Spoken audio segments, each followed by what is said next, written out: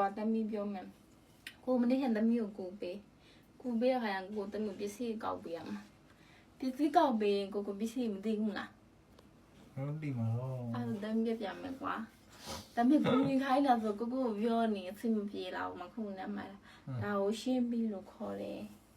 နော်တမီရှင်းပြီးကောက်ပေးဆိုတော့ရှင်းပြီးတဲ့လူမျိုးစပင်းနေပါရှင်းနေလိုက်သည်ကွာ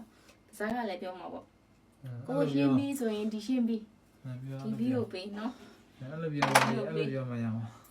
ရှုပ်ပြီး ရှုပ် တည်စင်ပြီး ဟာတည်စင်ပြီးလားရှုပ်ပြီးလား ရှုပ်ပြီးတည်စင်ပြီးတူတူပဲရှုပ်တာကိုတည်စင်လို့ခေါ်တာဒီပြီးပေးကိုစပရေးလေးပေးဆိုတော့မှာနော် စပရေးတော့တည်ပါတယ် စပရေးတည်ပြီနော်ပြီးမှသခဏပြန်ဒီကောင်မလေးခဏပြန်ဒီမှာဒီရှေ့လေးကလက်ဆိုင်စခွာအကြီး တည်အကြီး စခွာအကြီးနော် တည် မလားအသေးလေးကဘူးလူမတက်မဆိုင်နဲ့တိတိလေးရမလားမတက်မဆိုင်နဲ့အဲ့ဒါအသေး ဟုတ်ကဲ့တည်တယ် ဟိုဒါအလက်ဆိုင်ပြောပြမယ်တိနေနေအောင်ဒါကြမဲ့ဘူးနဲ့ကွက်တိဖြစ်မနေဘူးကြည့်မနေရလိုလန်းမနေရအောင်လို့ပြောဒါစခွာအလက်ဒီမှာဒါကကျတော့တမီးက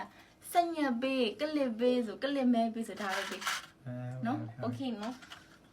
โอเคနော် โอเคဒါပါလို့ခေါ်လဲတန်ကလေး တန်ကလေးတည်ရလေတန်က တည် လေး ရခုတောင်မိနေအောင် မဟုတ်လေတန်ကလေးလည်းတည်ရလေ အခုတမီးပြောမှတည်ပြီဆိုရင် ဟုတ် အမုံပေးဆိုရင်ဒါပေးနော်အမုံနော် ဟုတ်ပြီ โอเคနော် မလေးโอเค